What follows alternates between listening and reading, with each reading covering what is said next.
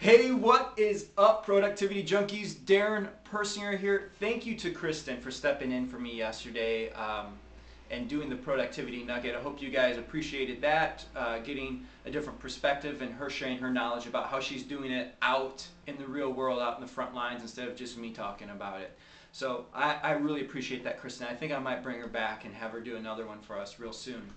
What I wanted to talk to you guys today about is how to keep your sellers happy, or at least how to prevent them from hating you. I know that in parts around the country, the markets are still tough. Days on market are still long. Prices are lower than what sellers' expectations are. So this causes frustration. This causes anxiety.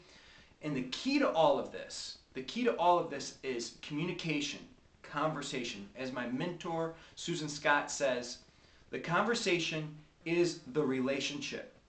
So if you're falling out of conversation with your sellers, you're losing the relationship. And when you have no relationship with them, that's when they're going to start attacking you and like, why don't I have an offer? Why aren't there showings? Why aren't you doing more offices? Why aren't you doing print ads? We know that. Yeah, whatever.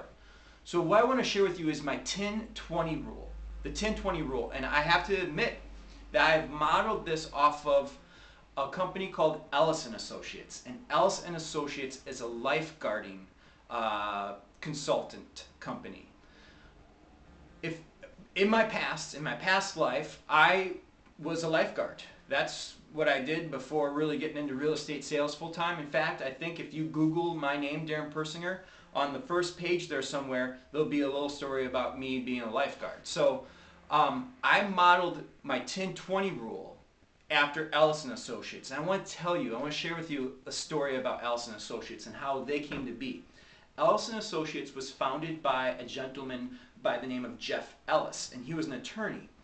And Jeff was doing a lot of cases, taking on a lot of cases for wrongful death suits with public swimming pools, water parks, resorts, things like that.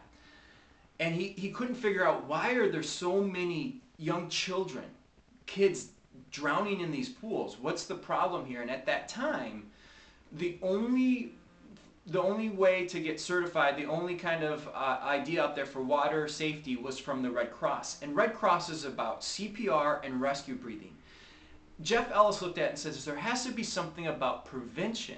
If we can prevent the kids from starting to drown, then they'll never actually drown and we won't have to do rescue breathing and CPR. So here's what he came up with.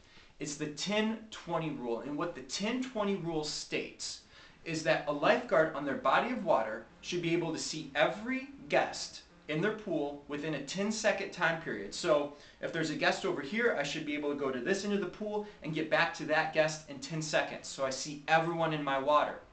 Now, if there is a problem with one of the guests and they look in danger, I need to be able to get to that guest within 20 seconds. All right, that's the 10-20 rule. See all my guests in 10 seconds, get to one within 20 seconds. So what that means is that within a 30-second time period, I should be able to spot that and get to them, right? So a guest will never be in trouble for more than 30 seconds. With that, you're starting to prevent things from happening.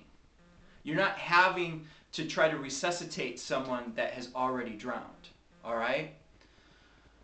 The 10-20 rule for real estate that I'm modeling this after, I say after every 10 showings or after every 20 days, I'm going to have a conversation with my seller. So I would say, Mr. and Mrs. Seller, thank you for allowing me to market your property. We're going to test it out here at this price. After every 10 showings or every 20 days, we're going to get back in contact with each other and we're going to have communication about, are you still motivated to sell your property? What kind of marketing did I do? What's the feedback on the showings?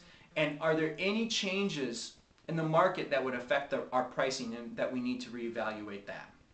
All right, that's the 10-20 rule for me. That is preventing bad things to happen between you and your sellers. That's you allowing to stay in constant communication after every 10 showings or after every 20 days. Have this expectations dialogue with them at the listing table, at the dining room table when you're signing all the paperwork. Be upfront about it. Go back, schedule it in your calendar. Make sure it's scheduled in their calendar. They won't hate you so much when you don't call them.